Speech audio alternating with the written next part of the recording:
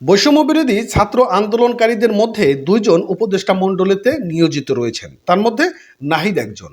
এখন নাহিদকে ডেইলি স্টারের সাংবাদিক প্রশ্ন করেছে যে আগামী দিনে আপনার কোনো নির্বাচনে অংশগ্রহণ করবেন কিনা বা নতুন কোনো দল গঠন করার ইচ্ছা রয়েছে কিনা।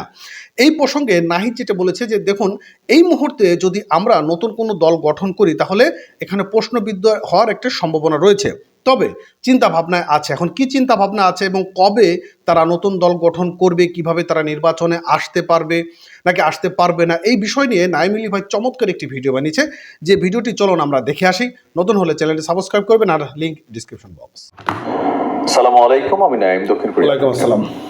বৈষম্য বিরোধী ছাত্র আন্দোলনকে কেন্দ্র করে আমাদের দুইজন সমন্বয়ক তারা এখন উপদেষ্টা পদে নিয়োজিত আছেন। একজনের নাম হচ্ছে নাহিদ, যিনি এই আন্দোলনের প্রথম পর্যায় থেকে শেষ পর্যন্ত অত্যাচার সহ্য করেছেন, নানান ধরনের প্রতিকূলতা তিনি ফেস করেছেন, বাট ফাইনালি তিনি তার কাঙ্ক্ষিত গন্তব্যে পৌঁছেছেন। বাট সেখানে গিয়ে কি তারা থেমে গেছে?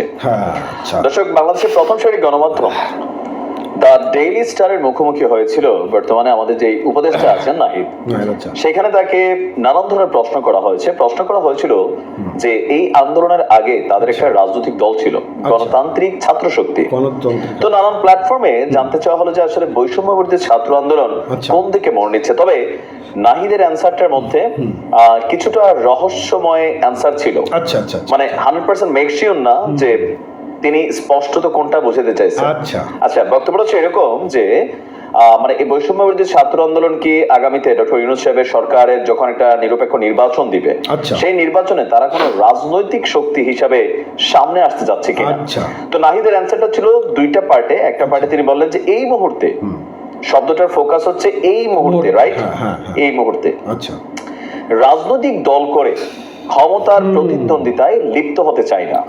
এটা হচ্ছে শব্দটা, আপনি আবারও খেয়াল করেন, এই মুহূর্তে মানে রাইট নাও কোন রাজনৈতিক দল ঘোষণা দিয়া আপনার বিএনপি বা জামাত বা গণতান্ত্রিক মানে গণ অধিকার পরিষদ আরো যে দলগুলো আছে তাদের হেডেকের কারণ অথবা যে না দেখো এরা তো আন্দোলন করছে এরকম ক্ষমতায় যাওয়ার জন্য, এটা এই মুহূর্তে চাচ্ছে না। তো ভবিষ্যতে কি কোনো চিন্তা ভাবনা আছে? ওই জায়গাতে তার বক্তব্যের অ্যান্সারটা হচ্ছে আপনার ডেইলি স্টারে তার ফুল সাক্ষাৎকারটা দেওয়া আছে। সেখানে তিনি বলছিলেন যদি বাংলাদেশের জনগণ মনে করে বা সামহাও ওই মুহূর্তে প্রয়োজন ফিল হয় যে ছাত্রদের কাছে জনগণের আকাঙ্ক্ষা আছে, দেন হয়তো কোন একটা সিদ্ধান্ত আসতে পারে। তবে সিদ্ধান্ত আসলেও উপদেষ্টা নাহিদ কিন্তু নির্বাচন করতে পারবে না। তাহলে কারা করবে? সোজা হিসাব সার্জিস, হাসনাত সহ আরো যে বাকি সমন্বয়কদের সিদ্ধান্তটা আছে। বা এখানে ওই যে বললাম না রহস্যময়, বা তার বাকি বক্তব্যের মধ্যে যে আজকের দিনে আমরা যে নাহিদদেরকে দেখছি, হুট করে দেখছি, তারা কি হুট করে উইরা এসে জুইরা বসছে না। নাহিদ বলছে যে এর আগে 2018 টু 2024 আজকের দিনে আমরা যারা নেতৃত্ব দিয়েছি গত 5 বছর আমরা আমাদেরকে তৈরি করেছি। সো অনেকে যারা মনে করতেছেন নাক টিপলে দুধ বের হবে সার্জিসদের, এরা ভাই আসলে কি বোঝে, হয়তো ফ্লোতে আইসে এইসব কথাবার্তা বলতেছে। কিন্তু আপনার কাছে কি একবারের জন্য মনে হয় না যে এদের কথাগুলো কত গোছালো? মূল সমন্বয়ক যে 5 জন বা তাদের সাথে আরো যে 2-4 জন আশেপাশে আছেন, একটা প্রবীণ বিজ্ঞ রাজনৈতিক ব্যক্তিত্ব এতটা কিন্তু গোছাইয়া কথা বলে না। ইভেন তারা ততটুকুই বলে যতটুকু তারা করবে। যেমন এই সংস্কারের ক্ষেত্রে তারা যে জিনিসগুলোকে ফোকাস করেছেন, আমি ওইটা নিয়ে একটা আলাদা ভিডিও করতে হবে যে কিভাবে সংস্কারটা তৈরি হচ্ছে। এই সংস্কারে ধরেন বাংলাদেশের রাজনৈতিক ইতিহাসে গত 53 বছর যাবৎ বিএনপি আওয়ামী লীগ একটা জিনিস কখনো পরিবর্তন করে নাই। সেটা কি? একটু কমেন্টে লেখেন তো।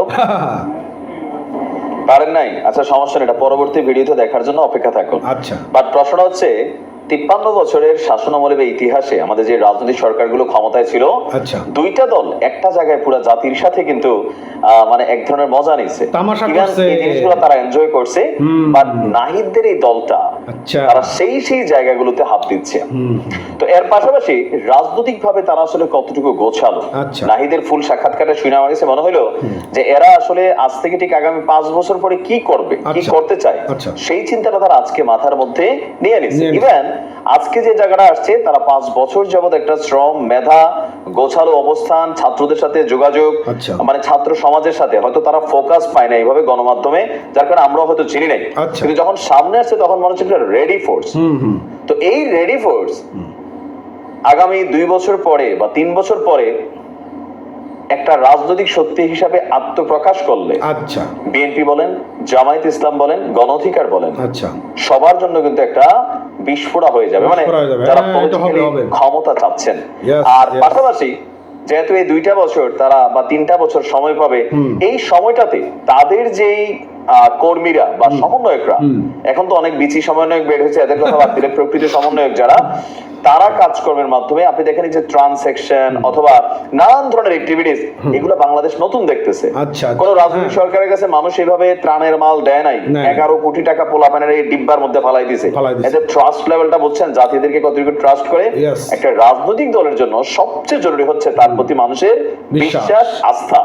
সেই আস্থা এবং বিশ্বাসের জায়গাটা গত 1-1.5 মাসে পোলাপান যেভাবে জোগায় ফেলছে, হ্যাঁ আগামী 2-2.5 বছর যদি এভাবে চলে, আপনি নিশ্চিত থাকেন যে 100% নাহিদ হয়তো হইতে পারবে না, পরবর্তী সময় সেই উপদেষ্টা হইতে পারে ওই সরকারের, আচ্ছা। বাট সার্জিস এবং হাসনাতদের নেতৃত্বে নতুন কিছু একটা আসবে। আবার আশ্চর্য হব না যদি সেখানে ডক্টর ইউনূস সাহেব প্রধানমন্ত্রী হিসেবে ওনাকে বা রাষ্ট্রপতি হিসেবে তারা নিয়োগ দিতে চায়, কারণ রাষ্ট্রপতির পদটা যে কোনো ভাবে নেওয়ার সুযোগ আছে। সো একটা মহা পরিকল্পনা করে পোলাপান আগাইতেছে, হালকা নিয়েন না। ভালো দেখেন। আসসালামু আলাইকুম। ওয়ালাইকুম আসসালাম। তাহলে বন্ধুরা, আজকে আমরা যে নিউজটা এতক্ষণ শুনতে পেলাম, কি বুঝতে পারছেন কমেন্ট করে জানান তো। আসলে আগামী দিনে যে রাজনৈতিক দল গঠন করতে পারে এই সমন্বয়কারীরা, করবে, এটা স্বাভাবিক, অস্বাভাবিক কিছু না। এবং এদের প্রতি সাধারণ মানুষের কতটুকু সাপোর্ট থাকবে বা কী পরিমাণ এদের মানুষ ভালোবাসবে, তো এটা আপনারা কমেন্ট করে জানান। এখন আপনারা কি নতুন কোনো কিছু চাচ্ছেন, নতুনত্ব কিছু চাচ্ছেন কি না? তো যাই হোক, এই ছিল সর্বশেষ অবস্থা। ভালো থাকবেন, সুস্থ থাকবেন, চ্যানেলটি সাবস্ক্রাইব করবেন, পেজটি ফলো করবেন। এতক্ষণ সঙ্গে থাকার জন্য ধন্যবাদ।